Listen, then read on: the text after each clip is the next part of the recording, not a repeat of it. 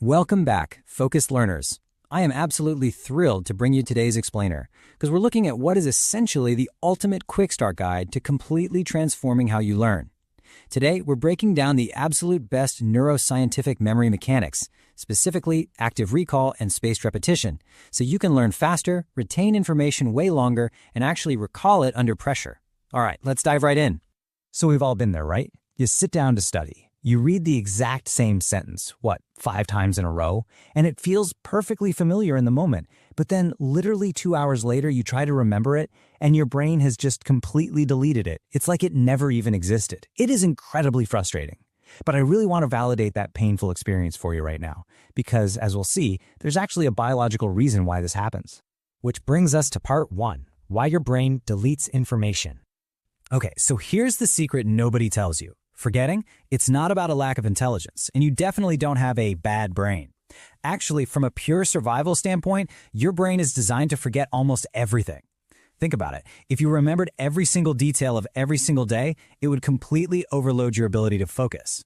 So your brain acts like a bouncer at a club, constantly asking one fundamental question. Is this important enough to keep? And if the answer is no, boom, it's gone. Now, most of us rely heavily on passive input to try and say yes to that bouncer. We reread our notes, we highlight half the textbook, we rewatch endless lectures.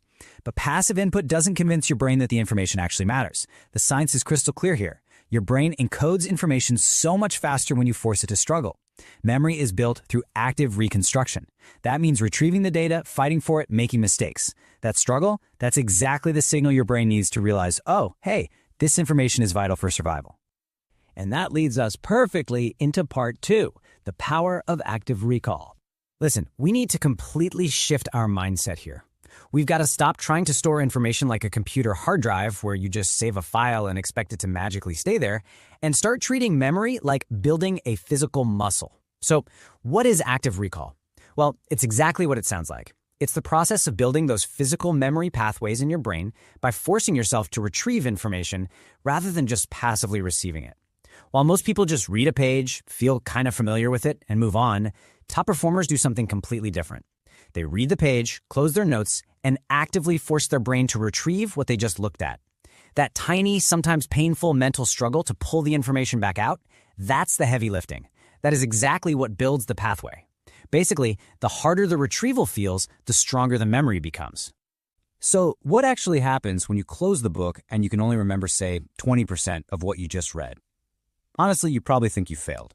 But neuroscientifically speaking, remembering only 20% on the first try is actually a massive sign of success.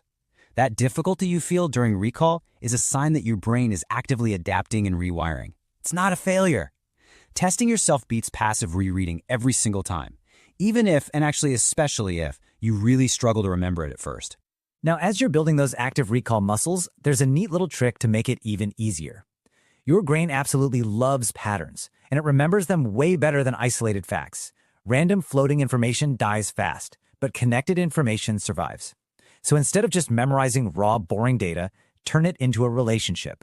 For example, instead of just robotically repeating ATP is the energy currency of the cell, connect it to something you already know. Say, ATP equals the battery pack for cellular work. Boom. Now the brain has meaning, and meaning creates vital memory hooks.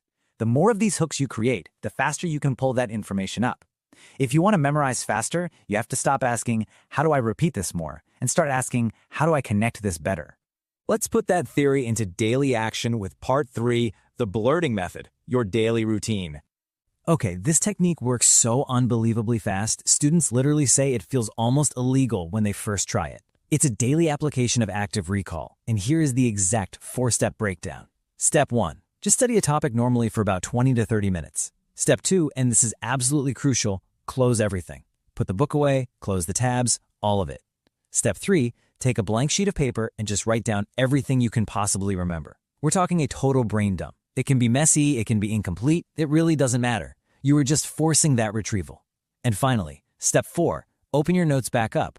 Compare what you wrote to the actual material. Correct your mistakes and repeat. This method is an absolute game changer because it perfectly combines active recall, retrieval practice, deep encoding, and error correction all at the exact same time. And because your brain is hardwired to notice mistakes, that corrected information, it's going to stick so much faster. Now for the second of our core to mechanics, part 4, the spaced repetition schedule. Here's the harsh reality. Even if you encode information perfectly today, time is going to fight against you. Researchers have found this shocking rule. Without review, your memory drops off incredibly aggressively within the first 24 hours.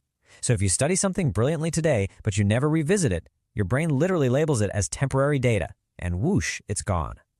This is exactly why cramming all night feels so super productive in the moment, but then completely disappears right after you take the exam. Your memory requires spaced reinforcement, not just one giant panic session. The ultimate solution to this aggressive forgetting is spaced repetition. Honestly, it is one of the most powerful memory systems ever discovered. The whole concept is incredibly simple. You just review information right before your brain is about to naturally forget it. Not too early, and definitely not too late. By catching the memory right as it starts to fade away, you send a massive signal to your brain that this data is actually permanent. And you get this incredible long-term retention with significantly less effort than endless rereading. To put that into perspective, here is the exact visual schedule you can literally start using today. Look at how it spaces out. On day 1, you learn the material. Day 2, you just do a quick review. Then you wait until day 4 to review it again. Then day 7, and then day 14. With every single spaced review, the time it takes you to actually go over the material gets dramatically shorter, but the memory itself becomes fundamentally stronger. You are literally training your brain by using time to your advantage. Let's pivot to some crucial supplementary hacks. Part 5, the secret memory stabilizers. So active recall and spaced repetition, those are your foundational mechanics. But these secret stabilizers, they will absolutely supercharge your entire framework. Let's rapid fire through them. First up, uninterrupted focus. Your brain attaches memory to context. So if you study while you're scrolling on your phone, well, your brain is just learning distraction. You must aggressively protect the first 25 minutes of your study time, 0 notifications. Next up, emotional intensity. Emotion literally tells the brain, hey, this matters. You can beat boredom by pretending you're teaching the topic on a stage or, use urgency timers to turn it into a game. Attention increases encoding, and that increases memory. And the third is a really cool high-level trick called interleaving. Basically, don't study math for 4 straight hours. Instead, switch subjects every 45 minutes. Do math and maybe biology, then chemistry. This constant switching forces your brain to repeatedly re-engage and ask itself, wait, what strategy do I use here? It is fantastic for dramatically improving long-term learning. Now, here is the one thing learners probably underestimate the most. You actually do not fully memorize things while you're sitting there studying. Nope, your brain finalizes the memory during sleep. Specifically, during deep sleep, where it replays the information and actually transfers it into long-term storage. So think about what that means. Pulling an all-nighter is actually destroying the exact biological process you need to stabilize the memory. It's wild, right? If you want better retention, study the really difficult material a few hours before bed, and then go get some proper sleep. Your brain is literally working for you while your eyes are closed. Sleep isn't laziness, it's neurological reinforcement. As we wrap up this quick start guide, there's a quote from our source material today that just hits the nail on the head. Real memory is not recognition, it is reconstruction. Modern learners consume massive amounts of passive information, and almost all of it just disappears because the brain was never forced to retrieve it, or connect it, or reinforce it. We really have to stop measuring our learning by how many hours we sat at a desk, or how many textbook pages we painted with a yellow highlighter. We must start measuring our learning by what we can actively recall and explain, say, 3 days later. So I want to leave you with this thought to chew on. Knowing everything you know now about active recall, spaced repetition, and the actual biology of how we forget, how are you going to change your study routine tonight? Are you going to go right back to passive reading?